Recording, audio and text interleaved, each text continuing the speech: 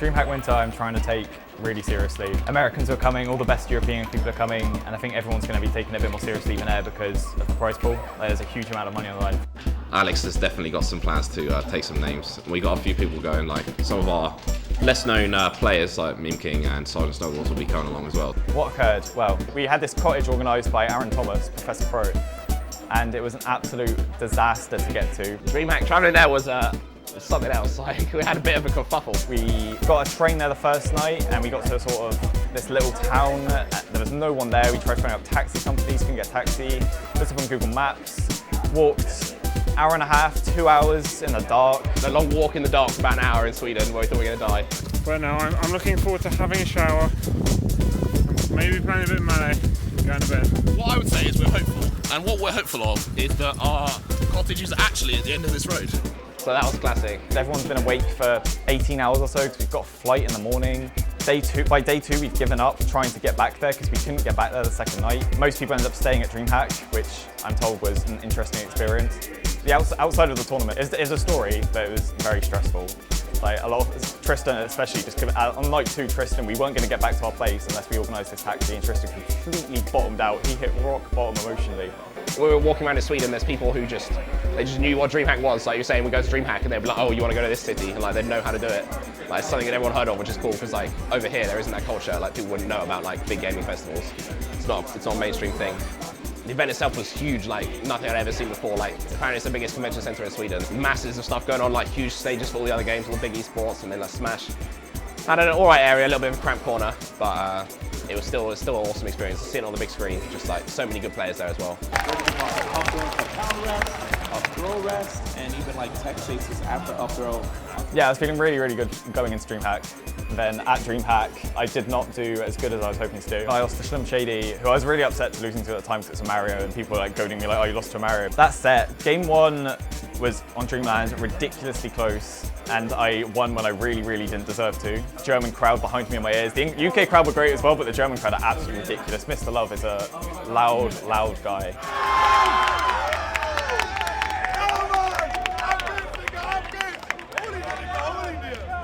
So I lost one that I deserved to win after winning one that I deserved to lose. And then game 4 on Yoshi's, I got comboed the hell out of first stock, SD'd at 0. And I had to go at it, but it was just too far gone at that point. It was really hard. I haven't had to deal with like a crowd that's really loud behind me before. We've got a whole country's worth at this tournament of like 30 people all being super, super loud, and then just random people getting excited as well.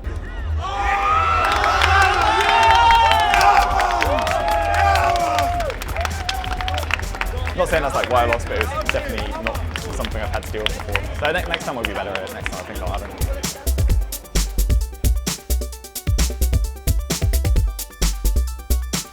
What's going on? Just watching Lorenzo, the London boy, getting kind of losing on stream.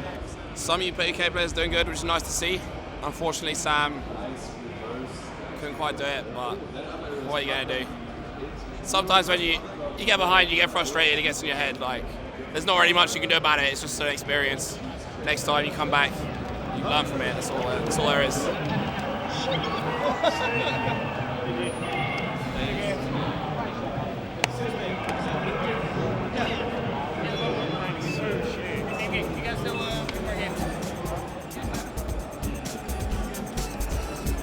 Doubles we got, I think 17th, so we just short of top 16.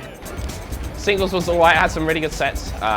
I managed to get 65th, so like just outside top 64 as well. Let's go! And I had Charlotte, this French box player. We had 2 really close games, but he was a bit better.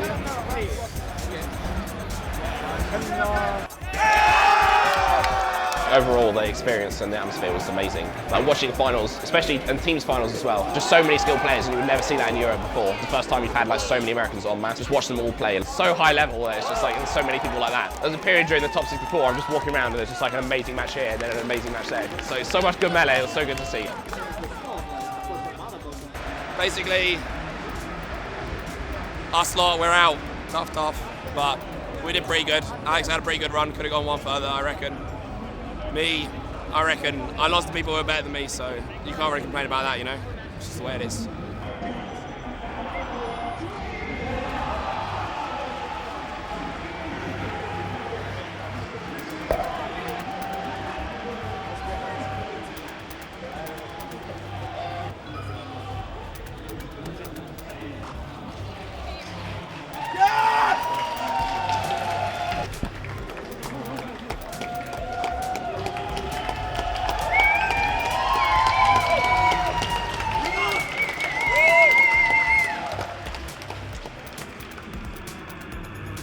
last SCR we had about 65 or 70 players.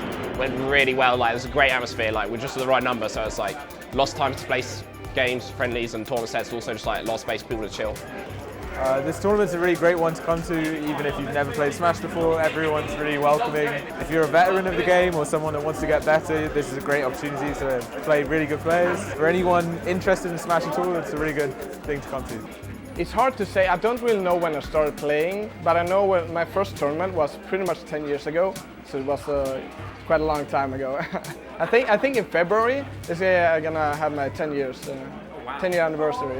Back in the day, in 2003, it was that we have certain preconceptions about what the game is, and then when I saw what people were doing, because it's quite a sandboxy game, you can put things together however you feel.